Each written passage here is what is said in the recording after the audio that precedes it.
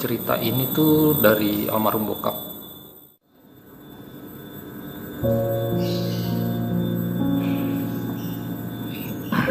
Sebelumnya gue mau cerita dulu kalau gue ini bukan praktisi supranatural atau gue ini laki-laki yang punya kelebihan untuk memahami hal-hal metafisik atau alam-alam gaib gitu. Gue enggak. Gue di sini cuma mau cerita aja kalau gue punya pengalaman juga terhadap hal-hal kayak begitu. Gue cuma laki-laki biasa normal yang hidup secara normalnya. Gue bekerja, gue punya seorang istri, gue punya seorang anak. Hidup gue jauh dari hal-hal metafisik atau dari hal-hal gaib. Tapi gue di sini punya sedikit cerita keluarga yang mau gue sharing sama teman-teman semua. Terserah bagaimana teman-teman mau menanggapinya. Cuma ini mungkin bisa dijadikan bahan pengantar tidur teman-teman. Gue anak laki-laki yang lahir dari keluarga Jawa. Jadi almarhum bapak gue itu asli keturunan orang Solo, Sukoharjo. Kalau ibu itu dari Purwokerto. Jadi ada satu desa di Purwokerto yang sentra pembuatan getuk lindri. Gua dan keluarga itu merasa ada sesuatu yang berbeda gitu, dibandingin mungkin notabene keluarga yang hidup secara normalnya. Gue coba cerita pelan-pelan karena nggak gampang sebenarnya buat gue tuh buat ceritain ini. Gue juga nggak tahu nih mungkin gimana tanggapan keluarga gue ketika gue coba bercerita ini di media gitu. Tapi mungkin nggak ada salahnya sih karena ini juga bukan bagian dari aib keluarga gitu. Ini mungkin pengalaman juga yang bisa di-sharing buat teman-teman semua. Dimulai dari tahun mungkin sekitar tahun 2007 awal mungkin ya. Pada saat itu usia gua kalau nggak salah itu sekitar 14 tahun. Gua baru menyelesaikan pendidikan sekolah menengah pertama SMP. Dan almarhum bokap tuh juga awalnya ya pekerja swasta normal pada umumnya. Dia kerja berangkat pagi pulang sore, sampai di rumah ya komunikasi dengan kita anaknya yang normal, nanyain kabar gimana hari ini, gimana, nanyain sekolah gua gimana, nanyain sekolah abang-abang gua gimana. Normal, nggak ada yang beda. Dan di malamnya pun sama, nggak ada yang beda. Ketika almarhum sholat ya sholat, makan, bercengkrama dengan keluarga, nggak ada pembedanya. Tapi ada satu titik balik di mana almarhum ini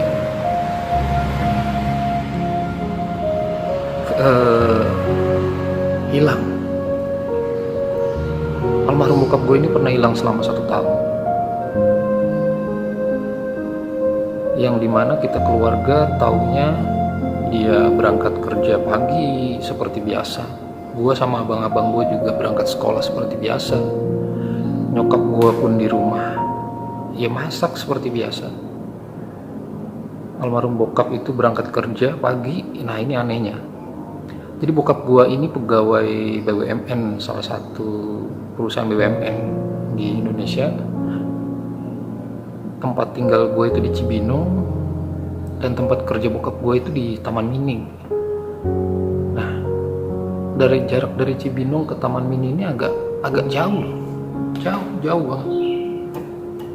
Tapi pada hari itu tuh bokap gue berangkat kerja naik sepeda tuanya. Gue pun baru tahu ini ya ketika gue pulang sekolah, itu mungkin sekitar jam 4 sampai jam 5 sore. Gue sampai di rumah, Terus selepas maghrib gue sama abang-abang gue nanya ke nyokap, kok bapak belum pulang gitu. Dan di situ nyokap ngasih tahu kalau tadi pagi tuh bokap gue berangkat ternyata naik sepeda tuanya ke sekolah, ke tempat kerja. Nah, kita bisa bayangin jarak dari Cibinong ke Taman Mini itu nggak deket gitu. Buat menempuh perjalanan naik sepeda dari Cibinong ke Taman Mini itu mungkin bisa 3-4 jam kalau jalan normal ya. Selepas itu waktu terus jalan, jam 7, jam 8, jam 9 malam, kok ini belum sampai-sampai juga. Sampai akhirnya seluruh anggota keluarga gue yang ngerasa khawatir gitu, takutnya ada apa-apa di jalan, apa sepedanya rusak kah, atau beliau juga merasa kecapean sampai dia akhirnya memutuskan mungkin beristirahat atau bermalam di masjid yang mana, gue juga nggak tahu. Akhirnya kita tunggu sampai hari besoknya, beliau juga nggak sampai-sampai di rumah. Semua keluarga mulai meluarin rasa cemas yang amat sangat, karena yang kita tahu ya nggak biasanya gitu, almarhum bokap gue itu berangkat naik sepeda. Akhirnya abang yang paling tua, abang tertua gue, dia coba telepon semua teman-teman kerja almarhum bokap di kantor bahwa ternyata di hari itu tuh bokap gue ternyata udah nggak berangkat ke kantor. Bokap udah nggak berangkat ke kantor, dan pagi besokannya juga nggak ada di kantor gitu. Akhirnya kita semua sekeluarga coba cari informasi, cari tahu ke semua saudara yang mungkin tempat tinggalnya deket, karena nggak mungkin juga kan bokap gue itu kebanyakan saudaranya ada di Jawa, ada di Solo. Adik-adiknya pun ada yang transmigrasi ke Kalimantan, ada yang di Sulawesi. Nggak mungkin dia naik sepeda ke Kalimantan gitu. Jadi kita coba cari yang mungkin di sekitaran Depok, siapa tahu almarhum bokap ini singgah di sana gitu. Tapi ternyata tidak ada juga.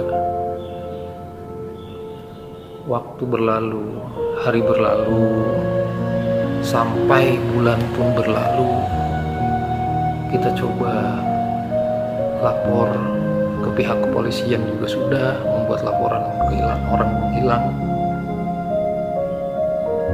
Sampai akhirnya nggak ada jawaban, nggak ada titik terang yang keluarga dapat.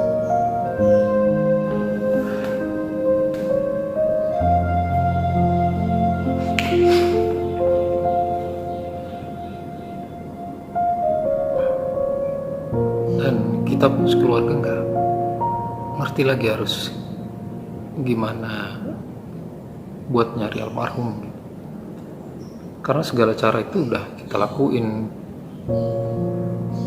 Kita coba cari ke teman-temannya, ke saudara, kita coba sebar kabar kemanapun, karena di momen itu jujur gue gak tega ngeliat nyokap. Sekarang lu bayangin semua gimana perasaan lu ketika pasangan lu itu gak ada kabarnya selama 1 tahun kurang lebih. Gak ada kabarnya.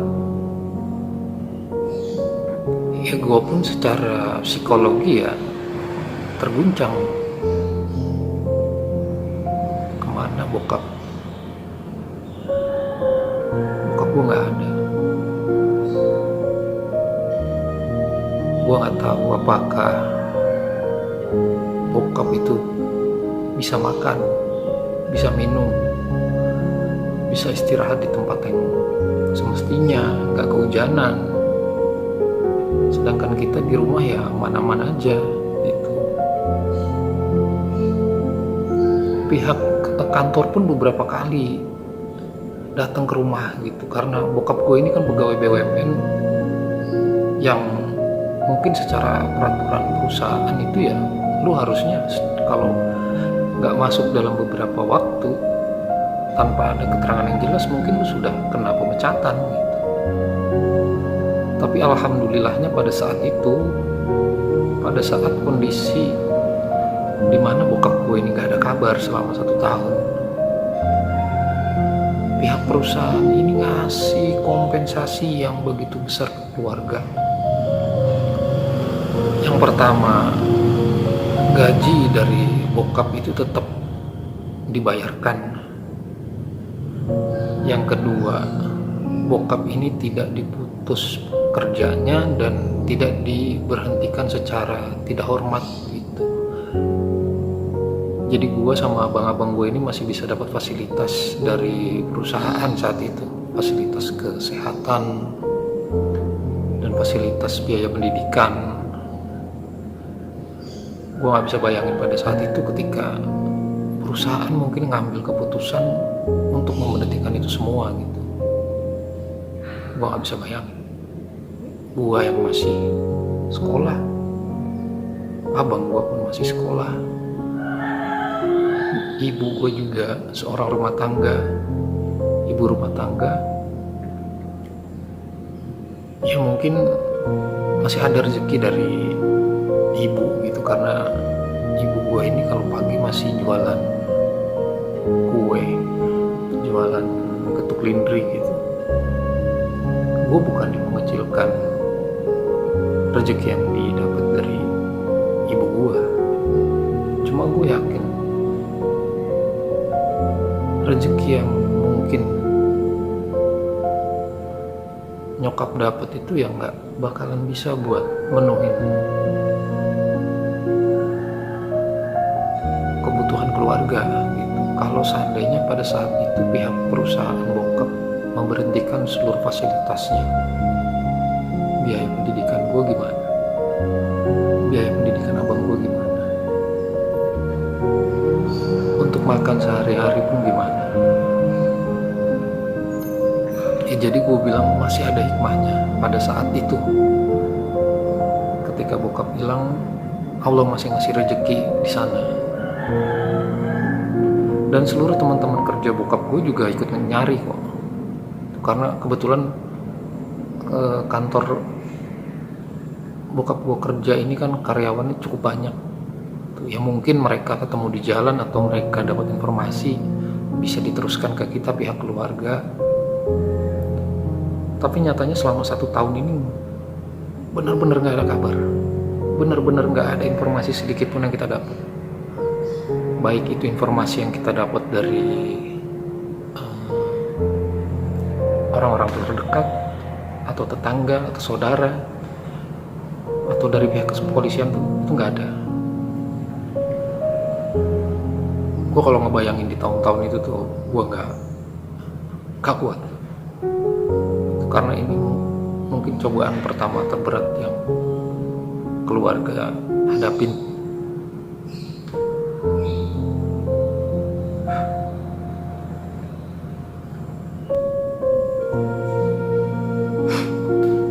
Dan nggak cuma kita aja sebagai keluarga inti di rumah yang ngerasa kehilangan almarhum bokap. Keluarga besar gue juga yang dari Solo juga sama ngerasain kekhawatiran yang sangat besar karena nggak adanya kabar dari bokap saat itu. Nah, disinilah mulai terbuka. Disinilah mulai kita semua tahu, kita semua dapat informasi yang nggak pernah kita bayangin, yang nggak pernah mungkin gue sama abang-abang gue itu tahu gitu. Jadi ada momen dimana keluarga besar bokap gue yang di Solo ini kasih informasi kita gitu. Dek, udah coba tanya ke orang pinter belum Coba yang Mbok ditanya gitu, bapakmu di mana, lagi apa, kondisinya gimana. Jujur karena gue lahir itu di era tahun 90-an awal, mungkin jauh dari hal-hal seperti itu.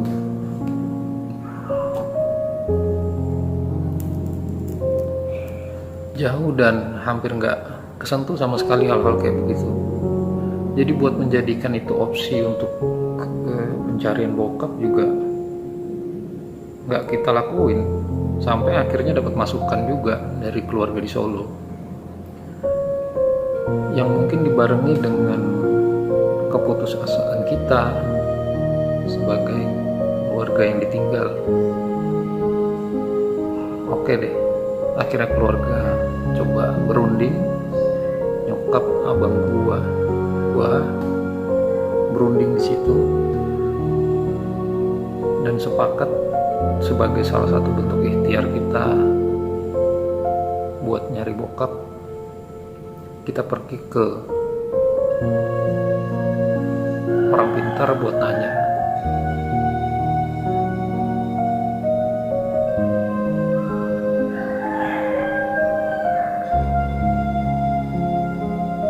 Pada awalnya itu yang berangkat ke orang pintar itu abang tertua gua sama nyokap, salah satu orang pintar, dan menanyakan di mana bokap. Kita dapat sedikit harapan.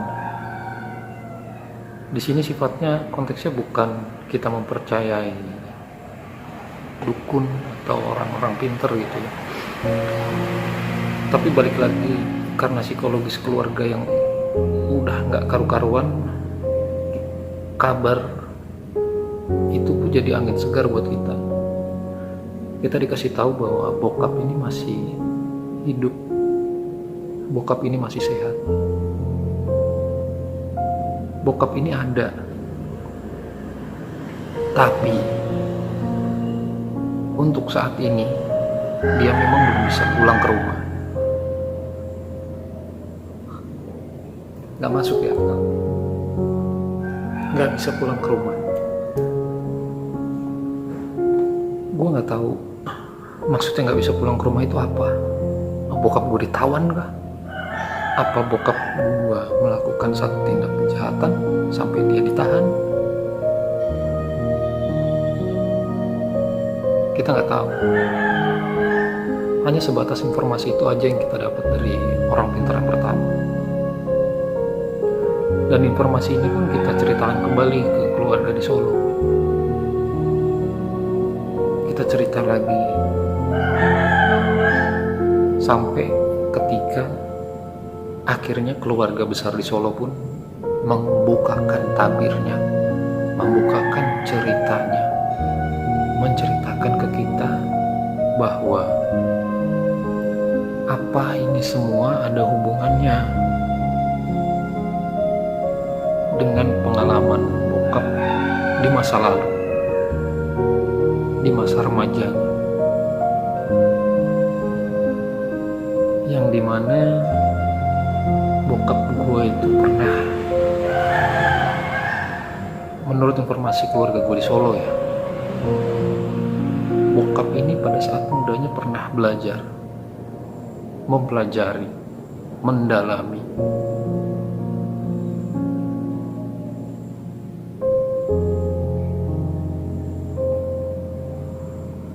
apa itu kejawen.